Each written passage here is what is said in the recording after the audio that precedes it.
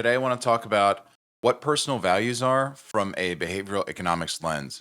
And we're going to go through some key terms that help us to understand primitives that constitute this lens, this perspective, and why it's helpful to inform what we're doing when we're thinking about personal values, how to construct them, how to stress test them. So, it's important, first of all, to understand why values aren't just beliefs. Values are not just beliefs. Most people think that values are aspirational traits that they have, or ideals, or something very personal to them. Things that we would like list on a website or write down in our journals. These things matter to me. But in behavioral economics, which is the study of how people make decisions, values aren't just what we believe, they're how we behave when it costs us something. And I want to explain how personal values work as part of your decision making system. It defines um, key concepts using language that we will understand rather than abstract philosophical or psychological terminology so that you can really understand the structure that actually drives your choices in plain language. So, what's the first thing we need to understand when we want to view our personal value system through a behavioral economics lens, which again is the study of how people make decisions? So, we want to take that discipline, the academic discipline that studies how people make decisions, and apply that to our personal value system or the things that matter to us. So, every decision starts with a choice. That is our very first principle. And at any moment, you're choosing from a set of available options. That is called your choice set. It's shaped by what's possible given your time, your money, your energy, your rules, your environment, your status, the opportunities afforded to you.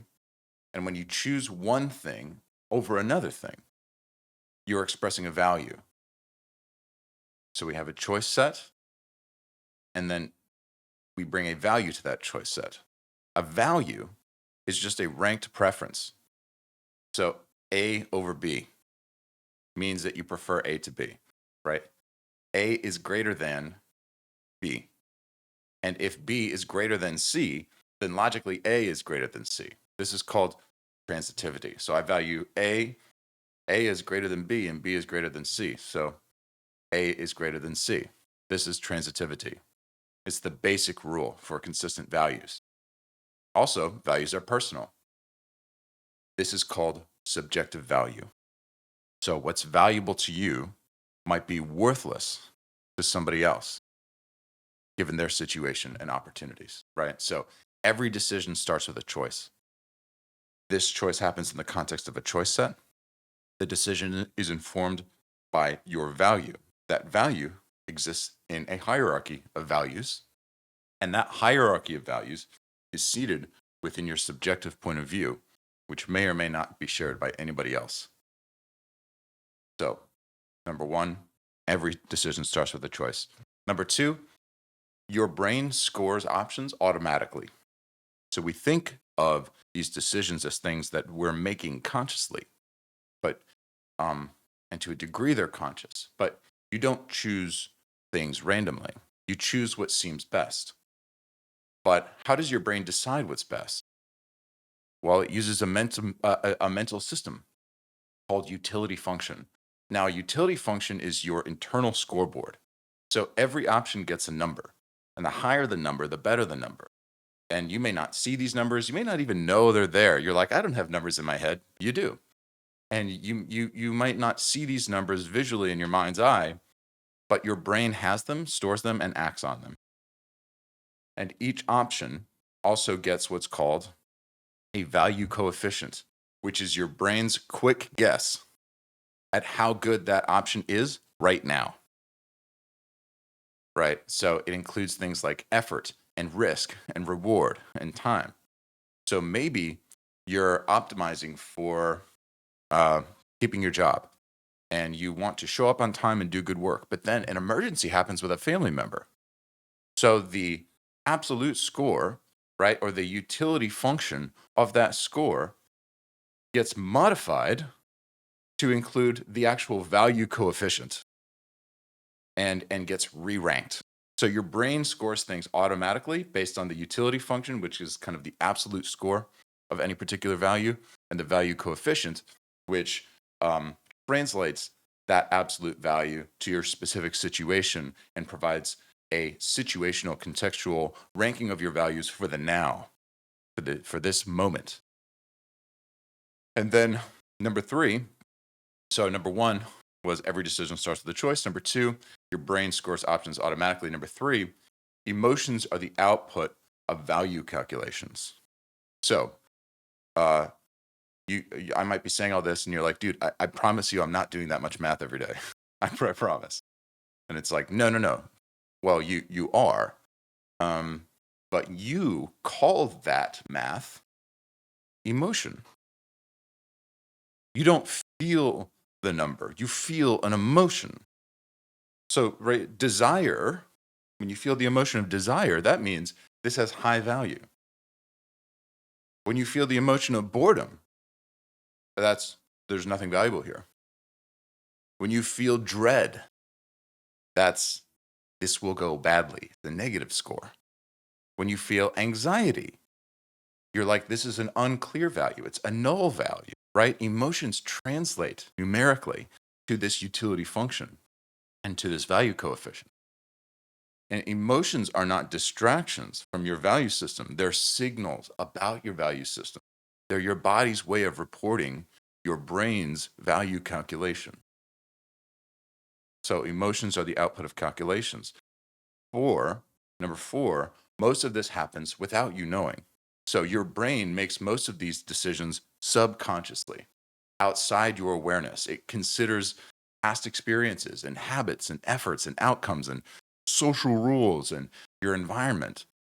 This is what's known in behavioral economics as bounded rationality.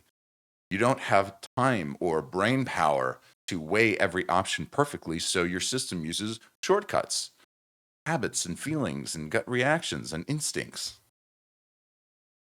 So number four is most of what happens without you knowing. Number five, you pick the highest value option available every single time. So after your brain evaluates your options, you go with the one that feels most valuable. So this is what behavior really is, okay? This is the core definition of behavior that we are trying to carve out. Behavior is a choice based on the highest perceived value, given your current context and constraints, right? So behavior is a choice based on the highest perceived value, which comes from the utility function. Given your current context and constraints, here comes the value coefficient. Sometimes that value is short term, like pleasure. And sometimes the value is long term, like growth. But it's always driven by what feels most rewarding right now. And this is why people have difficulty understanding how people can say that they value one thing and act like they don't value it at a particular time and place, because the translation of a value system to behavior is not linear. And we're going to get into what that means in a moment. It's more complex than that. So, number five is you pick the highest value option available. Number six, a value only exists if it costs you something. So, you can say that you value honesty, but if you lie when it's inconvenient, then honesty isn't a real value. It's just a preference. A true value is something you're willing to sacrifice for. It's something you're willing to pay for. Again, think of it through this economics lens. That's the test. What is my in actual economics, it's called WTP, willingness to pay. What's your willingness to pay for this value? So, a value only exists if it costs you something. Number seven, life is a series of nested games. And this is where it gets more complex than, hey, I thought you valued this and you did this. You're a hypocrite. It's really not that simple, actually. In behavioral terms, a game is any environment with rules and goals. So you're always playing multiple games. the do well on a test game, the impress your boss game, the succeed at work game, the build a great life game, the find a spouse game, right? These are nested games. And smaller games exist inside bigger games. And you're constantly switching between them. So just hold that open for a second. And let's move into this next concept, which is that the superordinate game shapes everything. So games are nested within each other. So for example, right, I may be playing the game of trying to make you laugh. This is a micro game, and the broader context is the context of us being on our first date. And in that context, I'm playing the game of maybe winning you over. And then that may be in the broader game of finding a spouse, which may be in the broader game of building a life that I want for myself, right? So the superordinate game is the biggest game or the next level game, and the one that overrides all the others. And the superordinate game defines what counts as success across all situations. So, right. So for example, let's say you succeed on a first date to win somebody over in the process of getting, of like meeting somebody that could be your partner, but ultimately it's a misfit and you don't have an alignment of values and it doesn't contribute to the superordinate game of building the life that you want. So you win all these other games, but it ends up being a loss, right? So if your top game is, for example, self-respect, you might speak honestly, even if it hurts your reputation. If your top game is social approval, you might stay silent to avoid conflict. So when smaller goals clash, your superordinate game makes the final call. Number 9, your identity comes from the games that you play. So your identity, which is who you think you are, is based on what games you think you're playing and what it means to win them. So if your internal games are aligned, you feel strong. But if those games conflict with each other, then you feel stuck. This is called coherence, where your actions match your values. So let's kind of put all these terms together. I wanted to explain what personal values are. I wanted to explain the concept of personal value system from a behavioral economics lens. So let's review some of these terms. We have number 1, perceived outcome. Perceived outcome is what you think will happen if you act. You have the value coefficient, which is how much the outcome of that action matters to you. Number 3, you have emotion, which is the signal your body gives you about that option's value.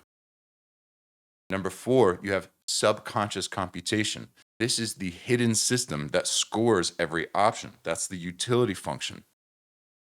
Number 5, you have choice, which is the option with the highest score gets picked. That's your choice. The option with the highest score as a result of the utility function, transmuted via the value coefficient, that is your choice. Next, we have game. The game is the context or the environment of that choice computation that you're trying to win. And then finally, you have the superordinate game, which is the biggest game or the one that defines how all the other games are actually scored. So, in summary, people don't pursue truth or goodness in the abstract. They pursue what feels valuable to them, using a system shaped by their memory and their mood and their risk and their pressure, but most importantly, in ways and according to models and patterns which have been pre-established by this concept of behavioral economics. To live by your values is not just to believe in your values, it is to shape your inner system so that your values win the decision-making process of your self-selected superordinate game.